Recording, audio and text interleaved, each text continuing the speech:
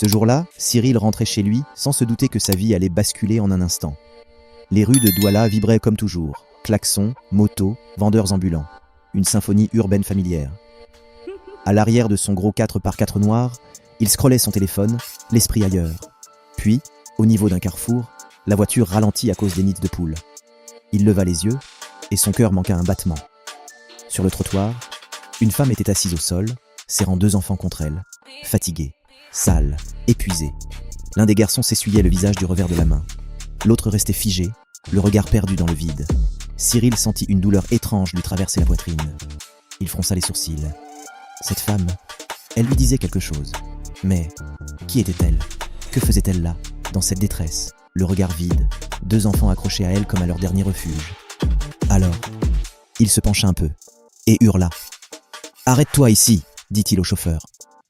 La voiture se gara plus loin. Cyril descendit sans attendre. Il marcha lentement vers la femme. Son cœur battait fort. Arrivé devant elle, il hésita. Il la regarda de près. Il n'avait plus de doute. « Mireille ?» murmura-t-il. La femme leva lentement la tête. Son visage était triste. Ses yeux étaient fatigués. Quand elle le vit, elle sursauta. « Cyril ?» dit-elle d'une voix faible. Il ne savait pas quoi dire. Pendant quelques secondes, ils se regardèrent en silence. Les enfants serrèrent leur mère, comme s'ils sentaient que quelque chose n'allait pas. « Qu'est-ce qui t'est arrivé ?» demanda Cyril, choqué. Mireille baissa les yeux et serra ses enfants contre elle. « Pars, s'il te plaît. Laisse-nous tranquilles. » Mais Cyril ne pouvait pas. Il ne pouvait pas tourner le dos. Pas après l'avoir vue comme ça.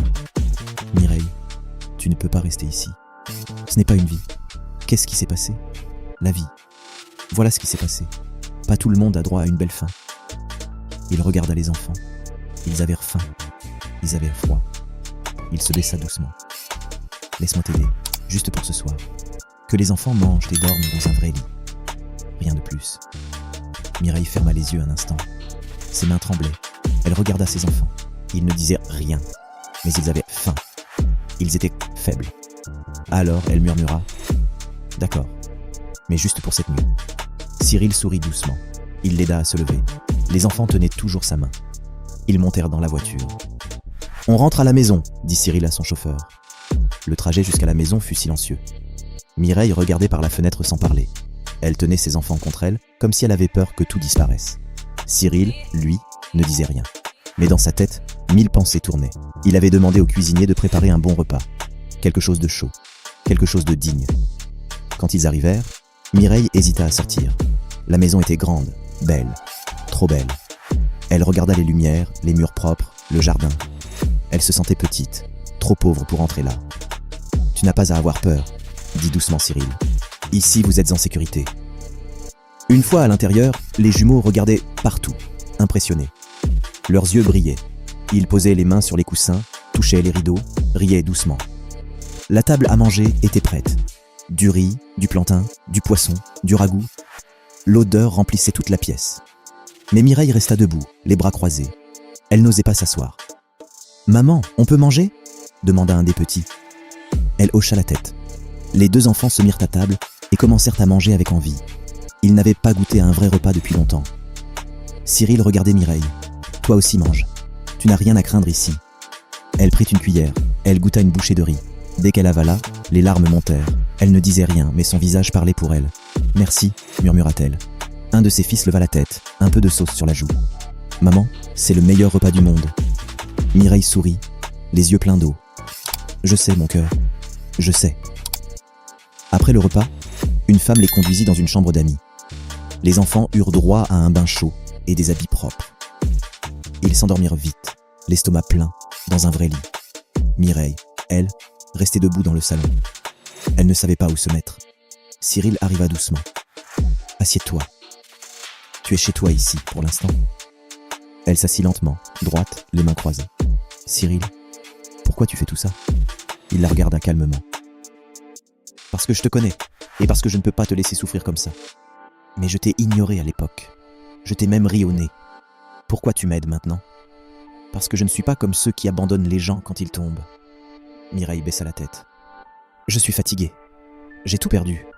Et j'ai trop honte. » Cyril s'approcha doucement. « Tu n'as pas à avoir honte. Tu as juste besoin d'un peu de repos et d'une deuxième chance. » Elle le regarda.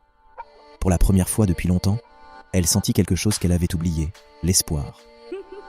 Le lendemain matin, Cyril demanda à Mireille et aux enfants de se préparer. Il les emmena dans une boutique propre, calme, tenue par une dame souriante. « Prenez ce que vous voulez », dit-il simplement. Mireille ouvrit grand les yeux. Les habits étaient neufs, bien rangés et sûrement chers. « Cyril, je peux pas, c'est trop. »« Tu peux, et tu dois. Tes enfants méritent mieux, et toi aussi. » Les jumeaux couraient partout, riant, montrant des petites chemises et des chaussures. Mireille choisit des habits simples, propres pour elle et ses enfants. Elle se sentait encore mal à l'aise, mais elle pensait à eux avant tout. Ensuite, Cyril les emmena à l'hôpital. Un médecin les examina. « Les enfants sont un peu maigres, dit-il. Mais avec une bonne alimentation, tout ira bien. » Mireille souffla doucement. Elle ne s'était même pas rendu compte qu'elle retenait son souffle. En sortant de l'hôpital, elle regarda Cyril. « Pourquoi tu fais tout ça? Qu'est-ce que tu veux en retour ?» Cyril s'arrêta, se tourna vers elle. « Rien. Je veux juste vous voir heureuse. Tu sais, dans la vie, les gens aident rarement sans attendre quelque chose. Alors ne me fais pas confiance tout de suite, mais regarde autour de toi. Regarde tes enfants, regarde ton cœur, tu verras bien. » Mireille ne répondit pas, mais au fond d'elle, elle sentait que cet homme n'était pas comme les autres. 2 jours plus tard, Cyril appela Mireille dans son bureau. « Je veux te proposer un travail, » dit-il calmement. « Un travail ?» répondit-elle surprise. « Oui, dans mon entreprise. Tu commenceras avec des petites tâches simples. Tu vas apprendre doucement. » Mireille hésita. « Mais je n'ai jamais travaillé dans un bureau. Je ne connais rien. Et si je me trompe ? Tout le monde fait des erreurs. Moi aussi, j'ai appris petit à petit. Tu es intelligente, Mireille. Tu as juste besoin d'une nouvelle chance. » Elle resta silencieuse un moment. « Et si les autres me jugent ? S'ils se moquent de moi ? Alors c'est moi qu'ils auront à affronter. Mais ce n'est pas eux qui décident de ta valeur, c'est toi. » Mireille prit une grande inspiration. Elle pensa à ses enfants. Ils avaient besoin d'une maman forte. « D'accord, je vais essayer. » Le lendemain, elle commença son premier jour de travail. Elle se sentait perdue, nerveuse. Les autres employés étaient bien habillés, confiants, rapides. Elle faisait encore des erreurs. Mais chaque jour, elle posait des questions. Elle apprenait. Elle avançait. Un après-midi, un client arriva fâché. Mireille l'écouta calmement, prit des notes et lui promit qu'elle allait résoudre le problème. Le client repartit, rassuré. Cyril, qui avait tout vu, s'approcha avec un sourire. « Tu as bien géré. Je suis fier de toi. » Pour la première fois, Mireille sourit sans peur. Peut-être que je suis en train de comprendre. Pendant ce temps, les jumeaux étaient plus heureux que jamais. Ils mangeaient bien, dormaient bien, jouaient librement. Ils couraient partout dans la maison, appelaient Cyril, tonton Cyril, et montaient sur ses genoux comme si c'était naturel. Un soir, alors que Cyril lisait un journal, l'un des enfants s'assit près de lui. « Tonton Cyril, on va rester ici pour toujours ?» Cyril lui sourit. « Aussi longtemps que ta maman le voudra. » L'autre garçon arriva en courant. « Maman est heureuse ici. Elle ne pleure plus la nuit. » Cyril sentit son cœur se serrer. Il posa sa main sur leur tête. Alors c'est ce qui compte. Depuis la porte, Mireille regardait la scène. Une main sur la poitrine, elle sentait un calme nouveau. Quelque chose qu'elle n'avait pas ressenti depuis longtemps. La paix. Un soir, dans un bar animé du quartier, un homme buvait seul. C'était Jules, le père des jumeaux. Il écoutait les conversations autour de lui, quand un autre client dit à voix basse « Tu te souviens de Mireille, celle avec les jumeaux ? Elle vit maintenant dans la maison d'un homme riche. Il s'occupe d'elle et des enfants. On dit même qu'il va les adopter. » Jules posa lentement son verre. Ses mains tremblaient. « Quoi ? Il va adopter mes enfants ?» Le cœur rempli de colère, il se leva brusquement et sortit. Après avoir posé quelques questions ici et là, il trouva l'adresse de l'entreprise de Cyril. Le lendemain matin, sans rendez-vous, il entra brusquement dans les locaux de l'entreprise. « Je veux voir Cyril !» cria-t-il. La secrétaire tenta de l'arrêter pour le calmer, mais il parlait tellement fort que c'était gênant. Elle appela Cyril de suite. Cyril arriva en toute urgence, surpris. « Qui êtes-vous ? » ?»« Je suis Jules, le père des enfants de Mireille. Je veux les voir. » Cyril resta silencieux un moment, puis leva lentement les yeux et le fixa. « Le père ?» dit-il d'un ton sec. « Tu parles de ces enfants que tu as abandonnés ? Ceux que tu as laissés affamés dans la rue ? Ce sont mes enfants. J'ai le droit de les voir. » « Le droit ?» Cyril serra les poings. « Où étais-tu quand ils pleurèrent de faim ? Quand leur mère dormait dehors avec eux ? Tu n'étais pas là. Tu ne les mérites pas. » À ce moment-là, la porte s'ouvrit. Mireille entra. Elle s'arrêta en voyant Jules. Ses yeux s'embrasèrent de colère. « Tu as osé venir ici ?» dit-elle en avançant. « Mireille, je veux voir mes fils. Je suis leur père. » Elle éclata de rire, un rire amer. « Leur père ? Où étais-tu quand je suppliais pour avoir du pain ? Quand je les tenais toute la nuit dans mes bras pour les protéger du froid ?» Jules voulut parler, mais elle le coupa. « Tu as choisi de partir. Tu as coupé tout contact. Tu ne peux pas revenir comme si de rien n'était. Mes enfants n'ont pas besoin d'un père qui disparaît. Ils ont besoin de stabilité, d'amour, de présence. Et ça, tu ne l'as jamais donné. » Jules resta bouche bée. « Sors d'ici, et ne reviens plus. » Il voulut protester, mais un regard de Cyril le fit reculer. Sans un mot de plus, il tourna le dos et quitta le bureau. Quand la porte se referma, Mireille poussa un long soupir. Ses mains tremblaient un peu, mais pas de peur. Cette fois, c'était de soulagement. Cyril s'approcha doucement. « Tu vas bien ?» Elle hocha la tête. « Oui, pour la première fois depuis des années, je vais bien. » Les jours passaient, puis les semaines, et la vie de Mireille changeait doucement. Les jumeaux allaient maintenant à l'école. Ils revenaient chaque jour avec des dessins, des histoires et de grands sourires. Ils jouaient, mangeaient à leur faim et couraient dans la maison. Un après-midi, Mireille et Cyril étaient assis dans le jardin, regardant les enfants courir dans l'herbe. Mireille se tourna vers lui. « Je ne t'ai jamais vraiment remercié, » dit-elle doucement. Cyril sourit. « Tu n'as pas besoin. Voir ton sourire, c'est assez. » Elle le regarda en silence. Et pour la première fois depuis longtemps, elle laissa son cœur parler. Le soir venu, alors qu'ils étaient sur le balcon, Mireille scrollait doucement sur son téléphone. Cyril prit une grande inspiration. « Mireille, je dois te dire quelque chose. » Elle leva les yeux. Il avait l'air sérieux. « Depuis des années, je t'aime. Pas pour ce que tu vis, mais pour qui tu es. Je ne veux pas être seulement l'homme qui t'a aidé. Je veux être l'homme que tu choisis. » Mireille resta silencieuse. Son cœur battait fort.